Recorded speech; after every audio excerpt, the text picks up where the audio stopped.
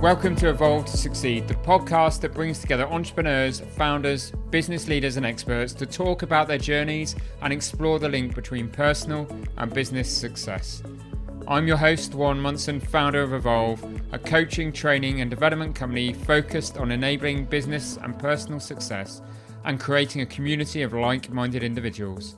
Whether that be through our peer groups, one-to-one coaching, our training and development programs for you and your teams, or through our content and events, our mission is to get the best out of each individual and inspire them to be better both in life and in business.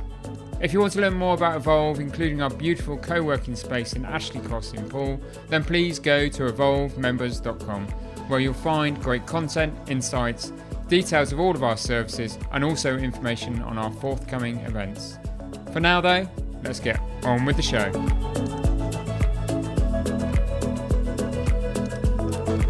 Welcome to this week's episode. Today we hear from Sandra Palmer-Snellin, a co-owner and director both at Farmer Palmer's, a family farm park based in Poole, and Staglers, an eco-friendly dog chew. Both these businesses are family owned and run and very much focused on reinvesting the money and profits generated back into the business to keep it fresh and moving forward. Over the years, when I've advised family businesses, I've always been interested in the dynamics. And there's always so many questions to ask a family business about how do they actually manage those dynamics in that environment? What are some of the joys, some of the challenges and unique pressures that you find within a family business? And how you put plans in place to continue the legacy and pass the business through the generations. There's also something fascinating about inheriting a certain type of work ethic, which you'll hear Sandra talk about.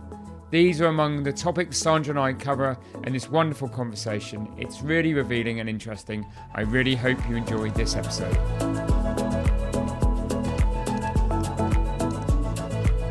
Welcome, Sandra, to the Evolve to Succeed podcast. Hello, Warren. How are you? Good to see you. Yeah, good to see you too. We're going to have a great conversation, I know, this morning on this podcast episode, because we're going to talk about family businesses.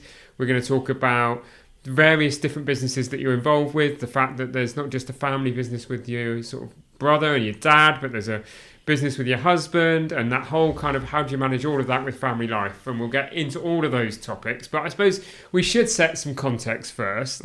The farm is just outside Poole. Yeah. How long has the farm been in the family, Sandra? So my very savvy granddad bought it in late 1950s. Okay. When the people that owned the farm couldn't afford to pay the death duties on the land and the house. Okay. So he bought the farm then. He was already running a bakery in the village. So he was already in business then. Yeah. And then Dad went to Kingston Morwood College. Okay. He and his brother, Dad had the Organford farm. His brother went to Corfe Castle and farmed there. Okay. So we grew up on the farm. Everything from milking cows first thing in the morning to going out and cutting cabbages to sell in Wareham is part of what we grew up doing. Wow. That must have been an idyllic childhood in so many ways. It was. I've got photos of Philip and I just wandering off through the fields, as a child, watching Mum be a supporting role all the time. Yeah. And Dad would be gone sometimes at 5 o'clock in the morning when he was milking. If he was haymaking, he wouldn't be home till 10 o'clock at night. Wow. So I remember doing a little regression once, where they said, give yourself anything you want. And apart from a pair of red shiny shoes as a little girl, it was my dad walking past the window saying, do you want to come with me? Oh. So I reckon, we missed him as a father figure because he was always working. He's always busy on the farm. And then really, Philip and I have got that work ethic. Yeah, and that's interesting, isn't it? Is that work ethic has come from your dad and seeing your dad and your mum build the farm business? Yeah, I think it has. And Mum was supporting, and I think in a way as well, watching her be in a supporting role, I tried to not be that. I want to be my own person. Okay. But actually, it's turned out with all the businesses in the family that actually that's exactly what I do. Just in a different way. It's interesting, isn't it? Because I sort of assumed that the sort of farm had been in the family for generations, but really your dad was the first generation to really farm absolutely. And be a farmer. And, we can go on to diversification in a minute, but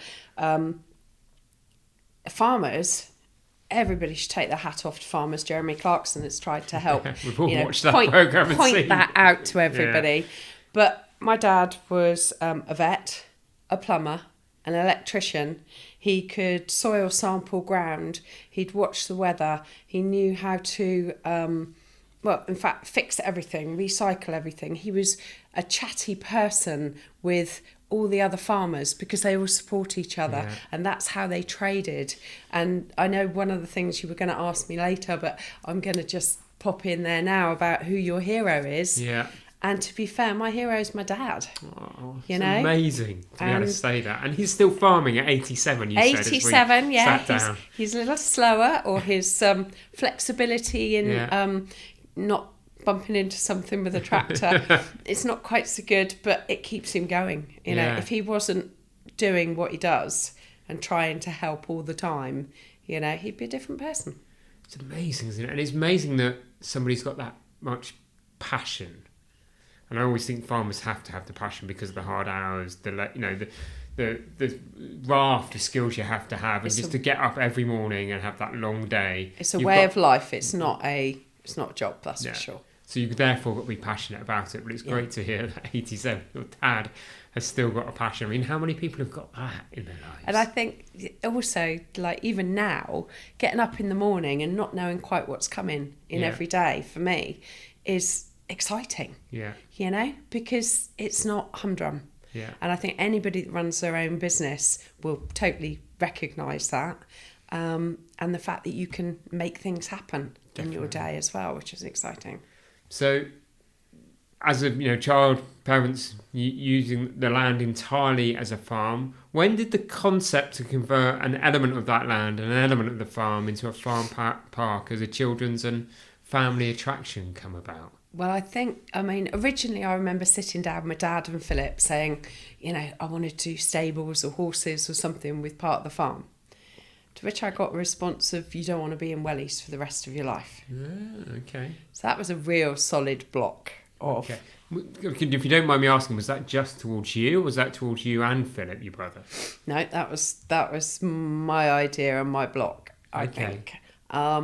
Which is fair enough. That's a bit like my own concept now of if you've got teenagers. I've got 18-year-old daughter and 19-year-old son, and go out and make your way in the world, learn on other, it's terrible to say, but learn on other people's businesses, bring those skills back if that's what you want to do.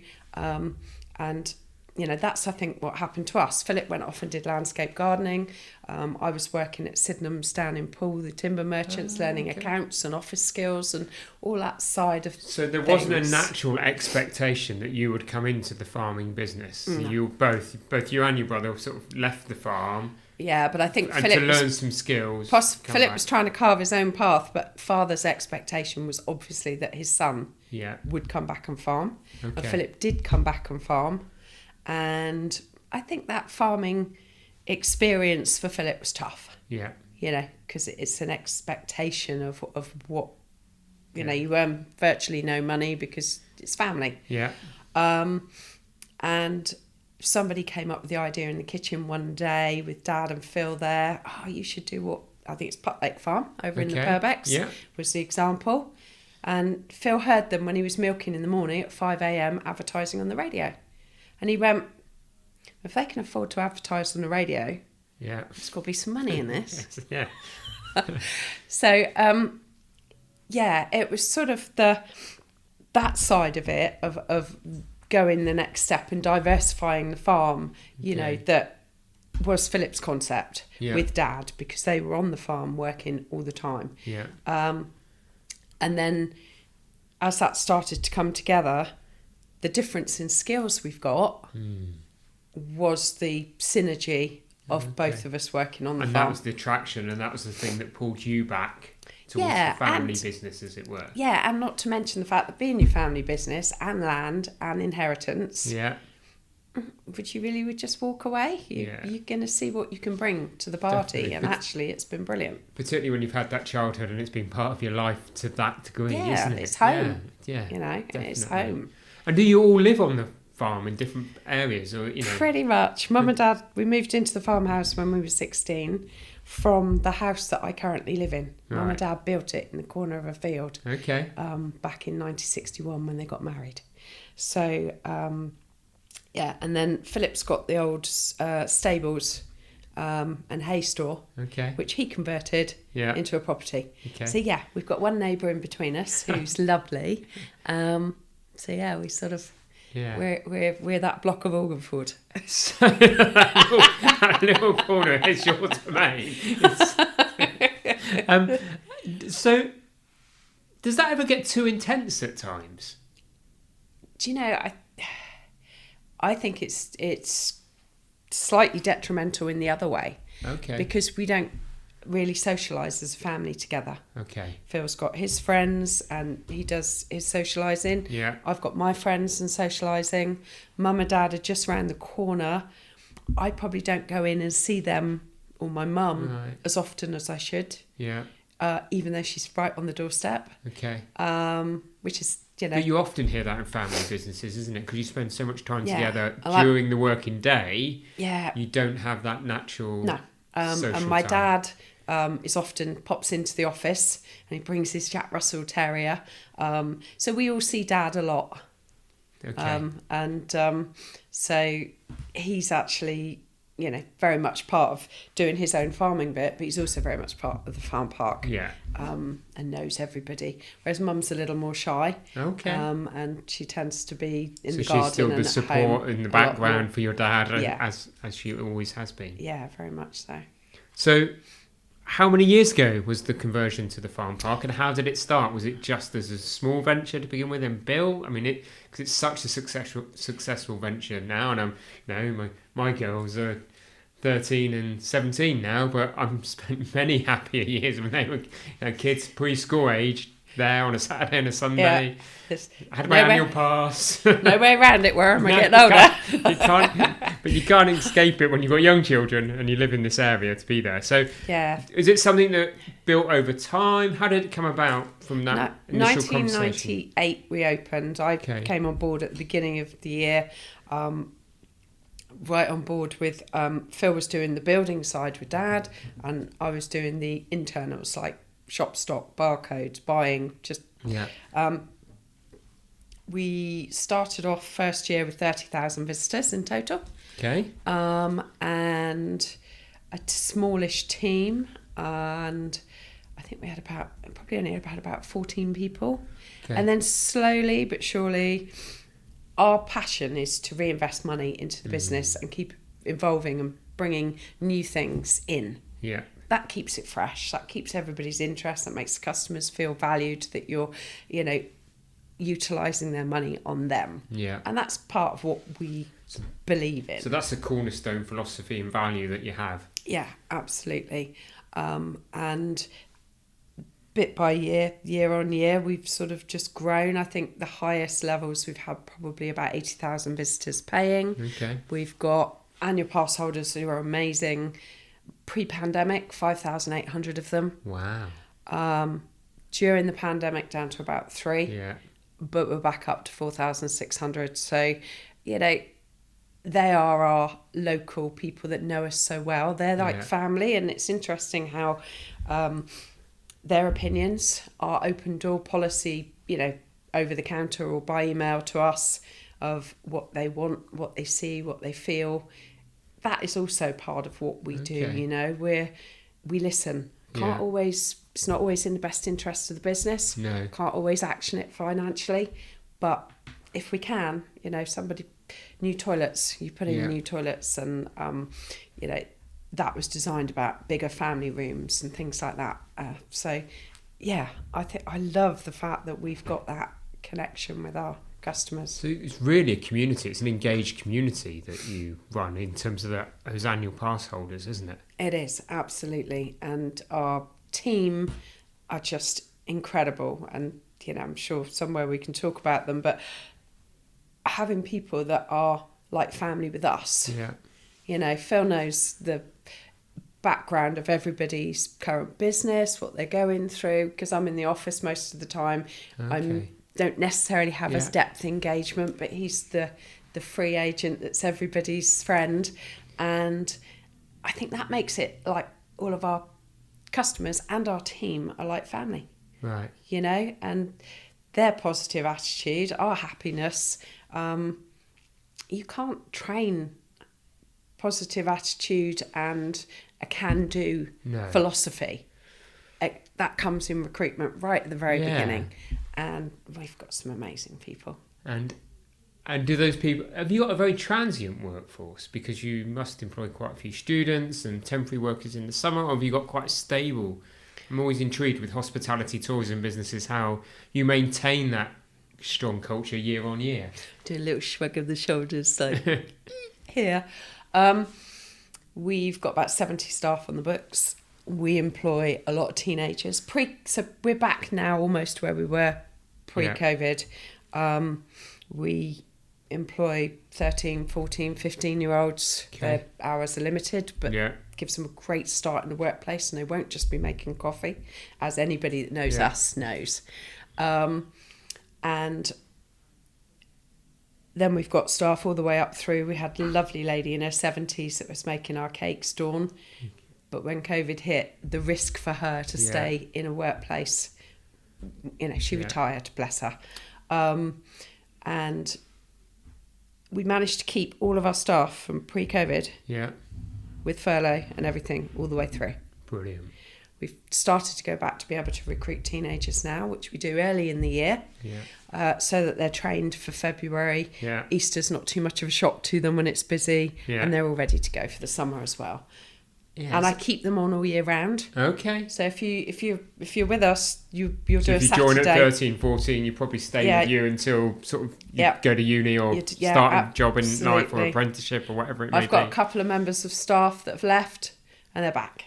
Okay. And that's brilliant. That's so exciting. There's a brilliant big smile on your face there. I can tell that your team really mean a lot to you. Yeah. And I suppose the other question around, you've got this contrast, haven't you? You've got a farm and a working farm, which is a constant demand. It doesn't change from month to month. Hedges need cutting and the ditches need something sorting. Needs doing at whatever time of year it is. And then you've got this tourism business that, peaks and troughs. And has different departments. So you're running a restaurant, for example. You're running an animal. You're running a retail. Yeah. So it's not like we're running a business that delivers food to customers or we're delivering a shop. Yeah. It's so multifaceted. So complex, isn't it? But how do you deal with the volume changes? That demand that comes, as you've said yourself at Easter, and then there's probably a quieter period, and then it really heightens up for that 6-7 weeks of the school holidays, I'm sure, in the summer. That's where, as well, our teenagers are so amazing, because they might have a regular Saturday job, but come the Easter holidays, for example, if you're not studying for your A-levels at the time or GCSEs, they can do 3-4 days a week. Yeah. So we can pick up the extra by giving them more work, which suits everybody. Brilliant. And you've talked about Philip being, I suppose, more the free agent, and you more back office, supporting the business. How long did it take you to get into that rhythm as a brother and a sister to play to your strengths? Well, I think because, like you say, you've got the farm side. Yeah. So he's still very much connected to the land. I mean, this week he's been flat out haymaking. Okay. We haven't seen him. Okay. Because, he's got to be out there getting the hay in while it's, before it rains. Looking out the window, it's very dark out there. A bit of cloud. We need those bales in today. And because I'd done accounts and I'd done business in other companies, and I'd also worked at Bulbury Woods Golf Club. Okay. So I'd done bar work, I'd done hospitality in that respect as well, and behind bars, when you held down 3 jobs as 20-year-old. I started working at 13 at a garage up the road. Okay. So it's been that journey. So naturally then you just got into the rhythm quite quickly of you taking responsibility for the farm park, and if Philip had time, he could then do the customer delight bit nearly. Yeah, I'm not sure he really likes paperwork, to be honest. Okay. So you're playing, that's your strengths. Yeah, definitely. You know, I'm a systems process person. Yeah. And paperwork. Yeah. Which doesn't make me the most exciting person in the world. And he's a people person, you know. And I think we've been so lucky that is. And talking about working with family, we've got, when we're communicating with each other, so when you're busy off doing different things, you can have a separation and a divide. Yeah. And you have to remind yourselves to come back and connect a little bit. Yeah. And when we're connected, somebody will ask us a question and we'll both answer with the same answer. Okay. And that is magical. Yeah. You know, it's we've both got our hearts and our goals and our almost a little bit of telepathy of keeping the family land and the family business family and doing our best for all of us so that mum and dad are still looked after all the way into their old age. Right. And you know, that's a primary aim of ours, I think. Right. That this is a family, you know, the whole entirety is of the land and the park and everything is a family asset to be passed down the generations. Yeah. Wow. And see, that's so different, isn't it? You know, a lot of people on the guests on this podcast, you know, talk about building a business for exit or, you know, building it and creating a lifestyle. Your passion is to build a business that states, I assume, that can sustain itself and pass to the next generation. I think so. I mean, we're just getting to the point now where, funnily enough, our accountant is saying to us, because he's an accountant and a mentor, Kevin at Prime Entry, and he's saying, what's your 5-year plan? Okay, well, 5 or 10. And Philip's got his. Okay. He knows what he wants to be able to do. And I'm like, I don't know. I love what I do. So I sort of think I'm going to keep doing it. But COVID, from being totally furloughing everybody and then learning how to one-way flow a whole farm park, socially distanced, and a car boot sale to be able to open, that was stressful. And working with partners like we were Zooming with Evolve, weren't we? And the National Farm Attractions and Bournemouth and Christchurch and Poole Council, that knitting together of like minds helped us, you know, get open and get going and change our systems and go to online ticket purchasing. And, you know, for me, it was like, wow, I'm humble as a person, but for me, it was like, wow, I'm good at what I do. Yeah. But that's a good wake-up call, isn't it? I got there. You know? And now coming out the other side of that, when everybody's sort of been saying, what are you going to do in the future? You need to step back a bit, slow down. Yeah.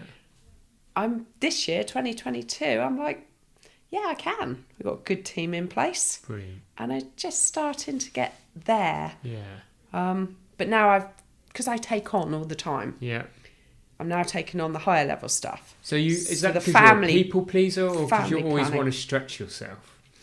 Oh, I think I've always feel like I've got something to prove. Okay.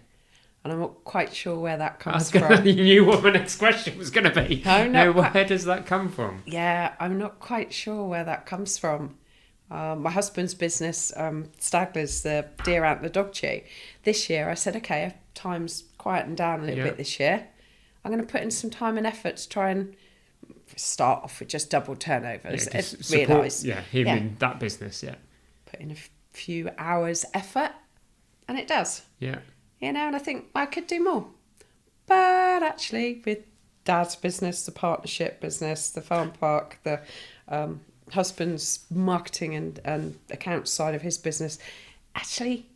It's probably enough. You know, somebody's ringing a little bell going, you struggle putting different hats on your head. Yeah. So now don't just, Do you think that is that a challenge for you?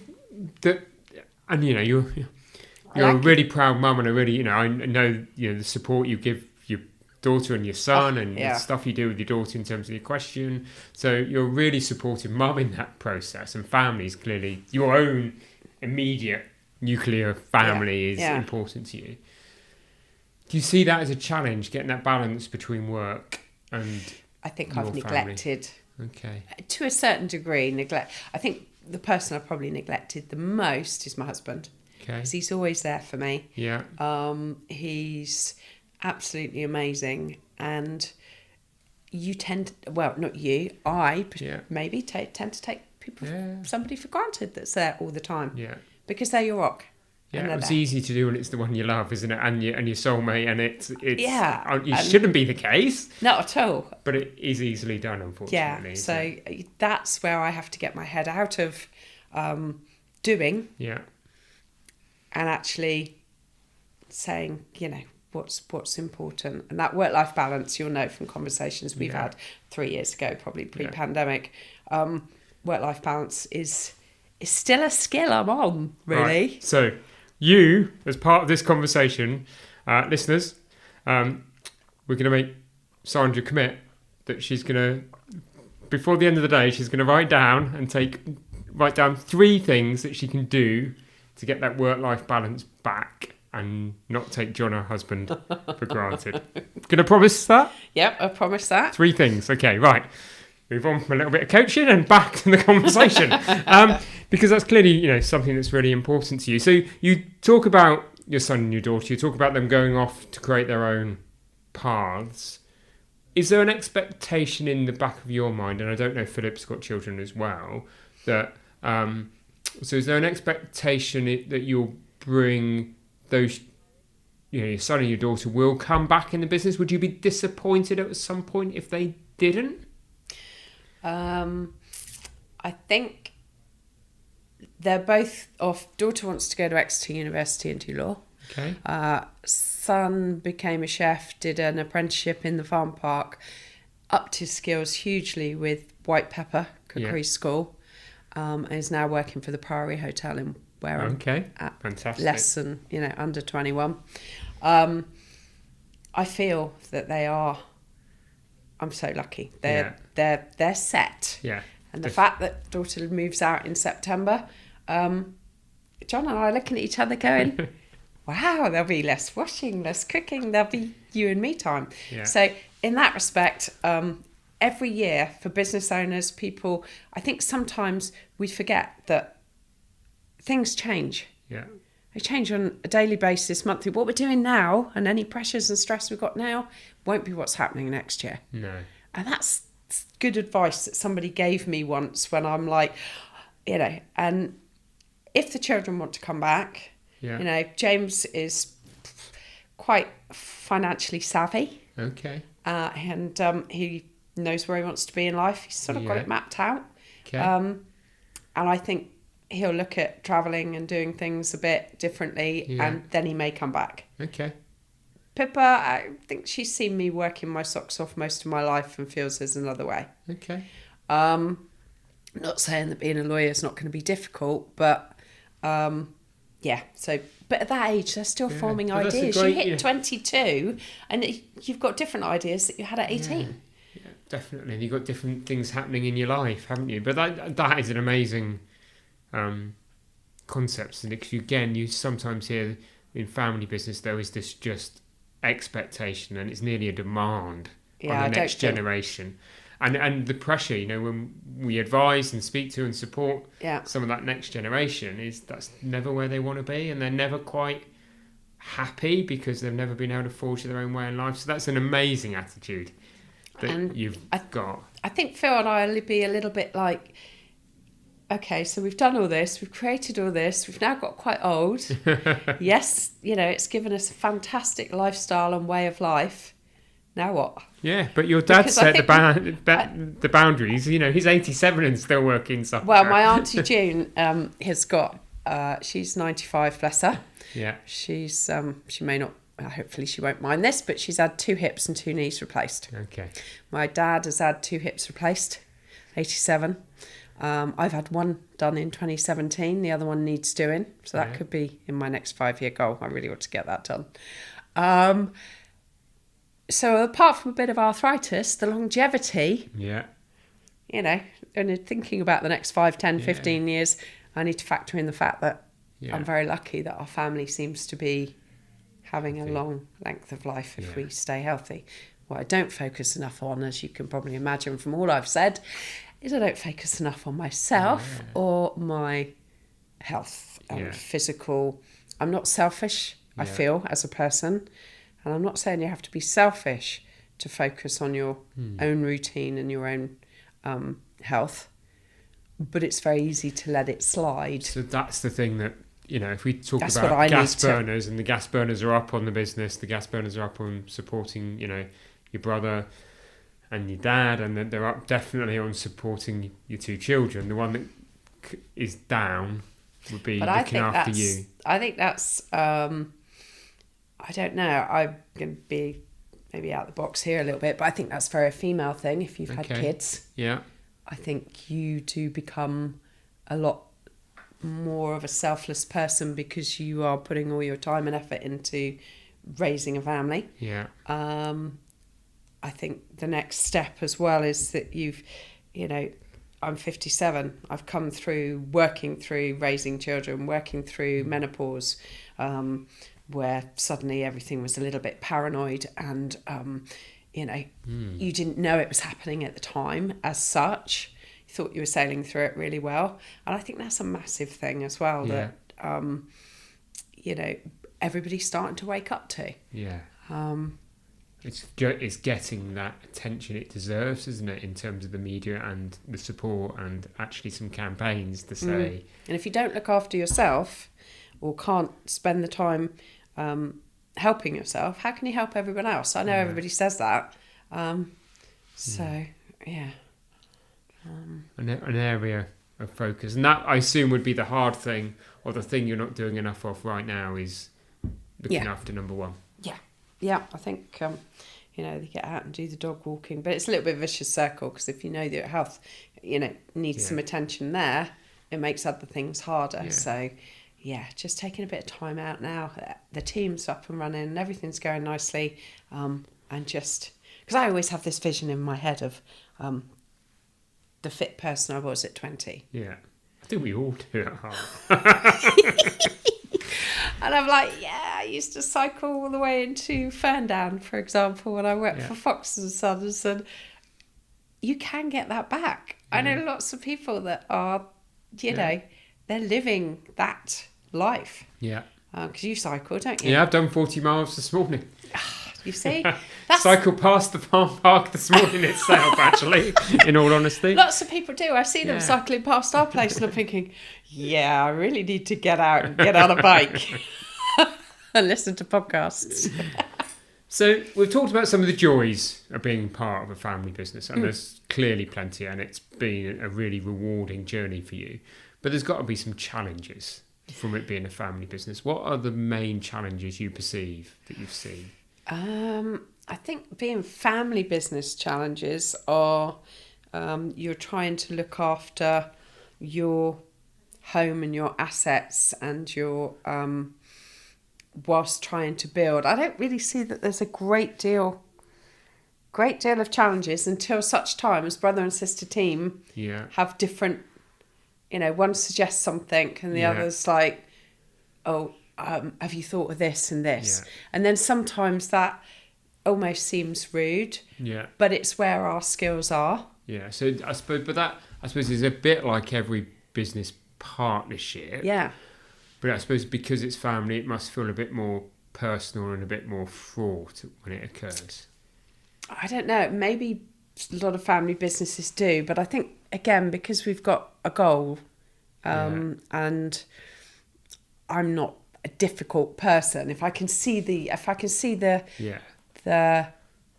achievement at the end of it, then absolutely happy to run with it.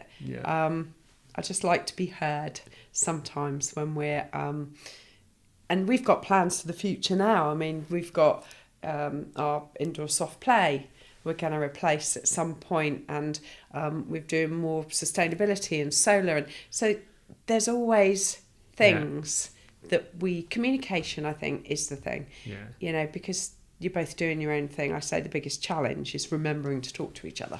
Just not getting your head down and sort of Whereas I think some businesses, you're lucky we do meetings with our teams and things, but to get Philip and I down to do a meeting together, it's just terrible. I'll go, can I speak to you a bit later? And he's like, yeah. And I turn around and it's like, ping. And he's so much better at that now. He'll sit there and he'll go, I'm here, what do you need? Yeah. And I'm like, hang on a minute. Yeah. Quite often I turn around and I don't need anything because I realise that actually I've got it all. So, and I suppose, but I always talk about, one of my sayings is, what does good look like? And I suppose the fundamental thing that your Philip, your dad has got is, you know what good looks like, don't you? You've got that clear picture. You've said it earlier.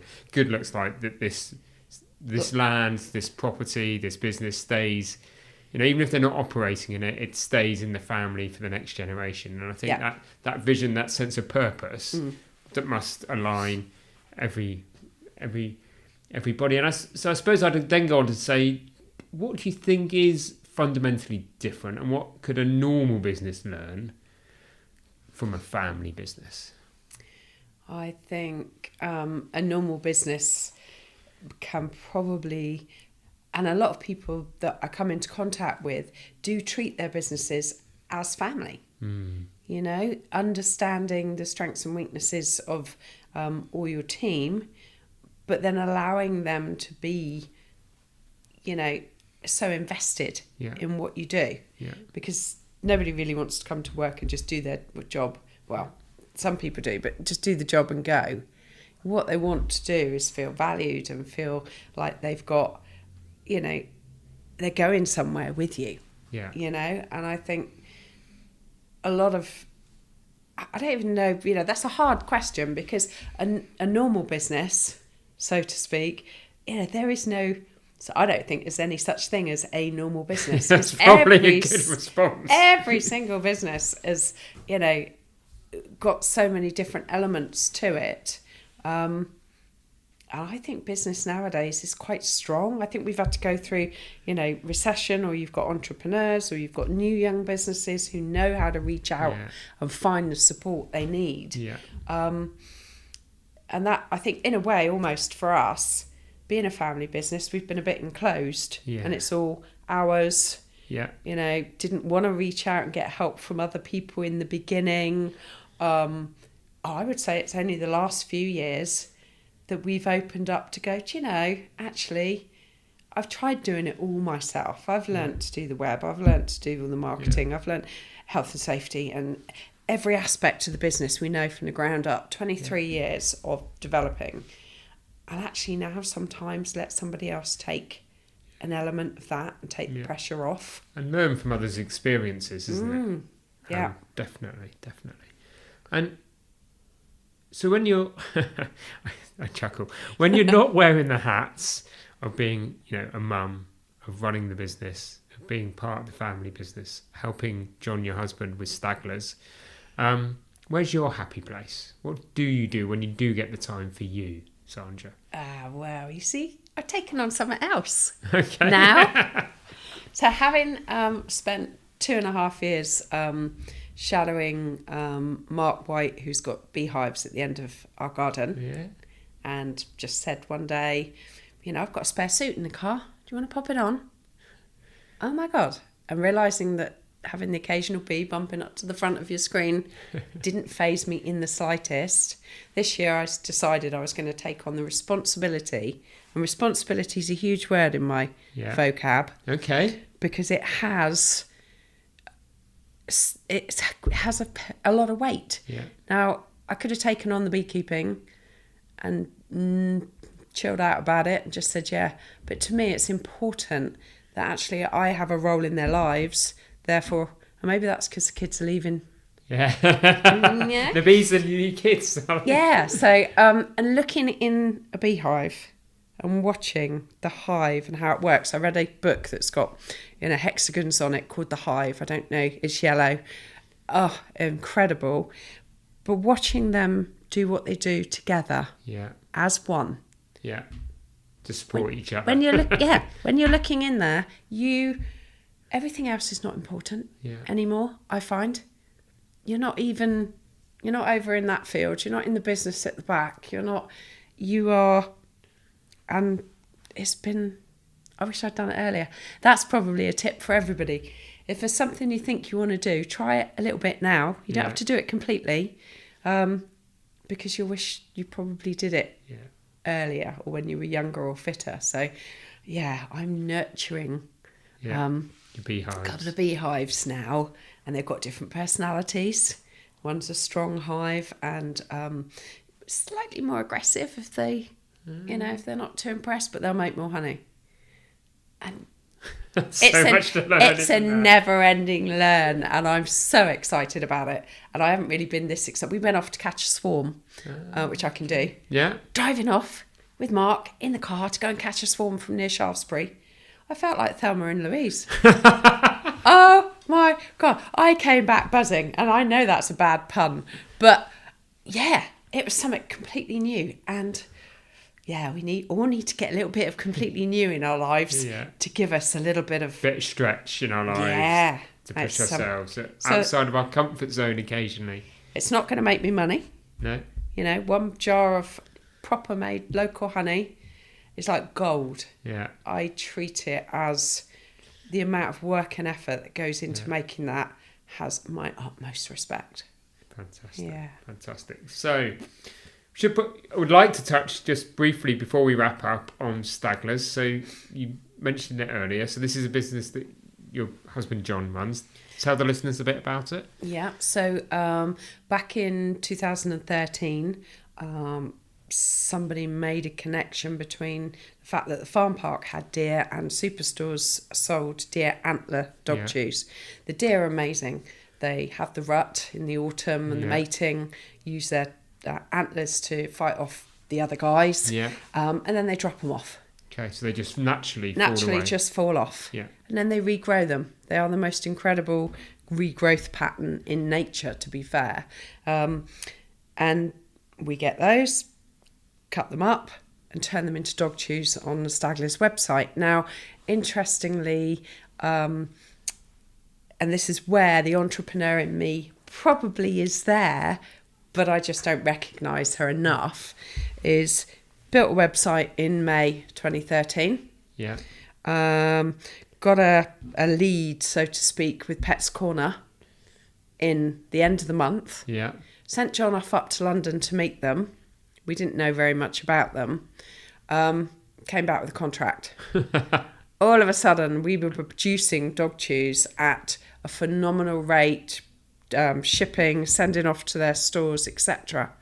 Big lesson I learnt: the big companies don't clarify the base costs properly. And once you're already in the contract, we were turning over, a little bit like McDonald's, we were turning over a lot of dog chews for a very small return, which out of one garage, to be fair. So we went on holiday that December, and I don't think we even packed everything we needed to, because we were trying to get everything out that we were supposed to. So then we did a bit of trade, and then we're back to just on the website. Okay. But we're developing Just Ask John, because he's Dorset Police's ex-wildlife officer. Okay. So his passion is, at the moment, we've got barn owls, we've got red kites in the fields just next door to the house. Really? Wow. But they've just turned up in the last few days. And buzzards have lived there all the time. So he is passionate about all of that side of thing as well. And the requests that he gets sometimes to help people, what should my dog have, etc., is something we've built on. So it's an online business, staglers.co.uk. It is social media as well. Yeah.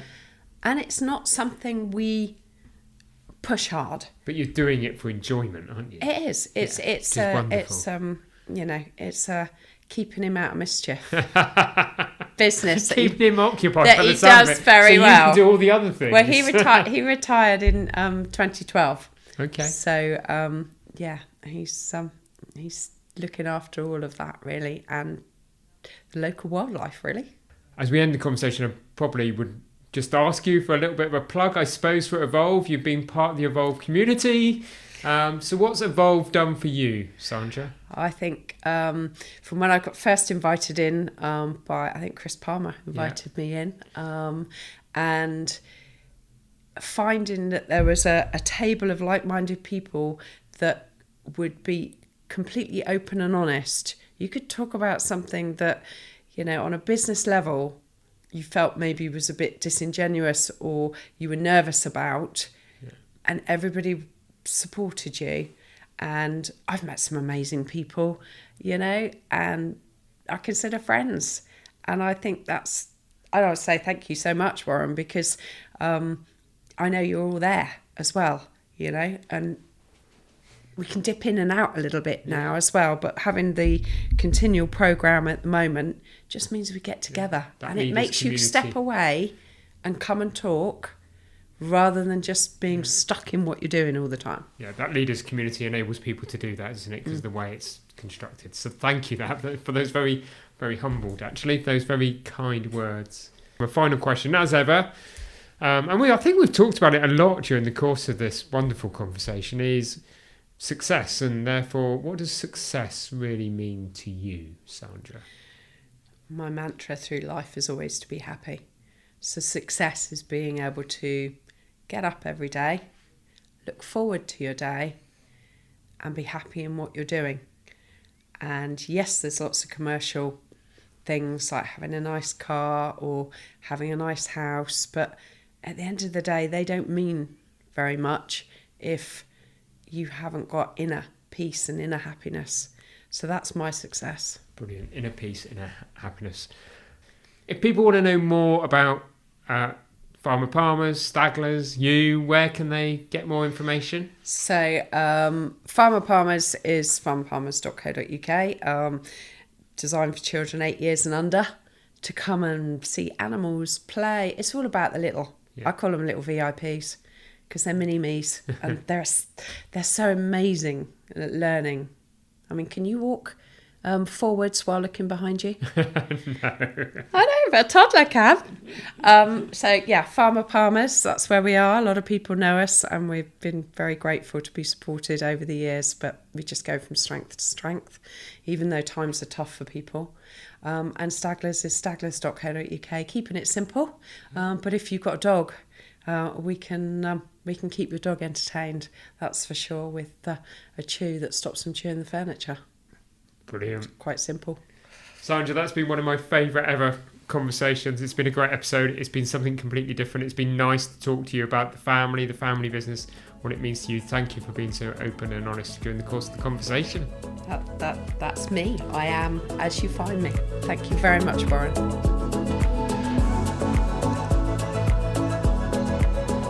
Thank you for listening to the Evolve to Succeed podcast. My hope with every episode is that you've learned something new or heard something that challenged your way of thinking and further motivated you on your path towards becoming a more knowledgeable, informed and inspired individual and business leader.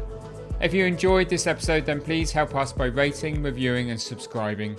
We really value your feedback and would love to have you along for future episodes. And please don't forget to learn more about Evolve by going to evolvemembers.com. Thank you for listening. See you next week.